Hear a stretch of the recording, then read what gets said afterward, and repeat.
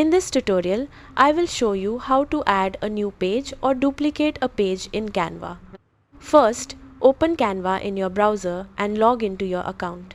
Once you are on the home page, open an existing design or click Create a Design to start a new project. After the design editor opens, you will see your current page on the canvas. To add a new page, look just below the canvas and click the Add Page button. Canva will instantly create a blank page under your current one. You can use new pages to create additional slides, different design versions, or multiple layouts in the same project. If you want to duplicate a page instead, hover your mouse over the page you want to copy. Click the duplicate page icon and Canva will create an exact copy of that page.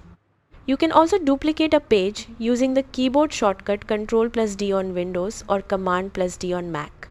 The duplicated page will appear right below the original and will include all the same text, images, and elements. You can then edit the duplicated page to create variations without changing the original design. That is how you add a new page or duplicate a page in Canva.